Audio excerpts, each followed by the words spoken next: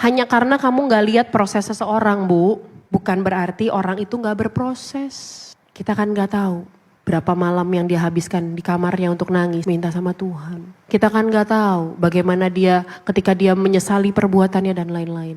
Hanya karena kita gak lihat proses seseorang, bukan berarti orang itu tidak berproses. Kadang ada orang yang kayak bebek loh. Tahu bebek? Di atas permukaan kayaknya tenang ya. Cuk, tenang gitu, lucu. Tapi kakinya di bawah heboh, panik. Hanya karena yang kamu lihat dia tenang-tenang aja, bukan berarti dia gak berjuang. Sama kayak kamu. Mungkin kamu bisa kelihatan baik-baik aja, tenang-tenang aja gitu. Tapi prosesmu, perjuanganmu, susah payahmu, kamu dan Tuhan yang tahu kan.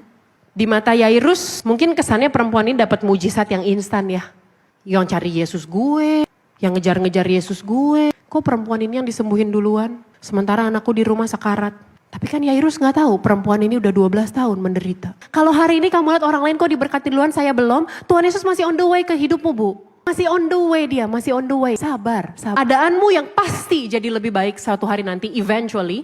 Tapi kamu, karaktermu, mana kamu merespon semua kesalahan, kelemahan, pelanggaranmu, Tuhan Yesus pulihin, Tuhan Yesus murniin. Bukan hanya keadaan kita yang dia bisa buat lebih baik, tapi lebih dari segalanya, kitanya yang mau diperbaiki dulu sama Tuhan. Kitanya yang mau diberesin dulu sama Tuhan. Lembah kelam untuk dijalanin.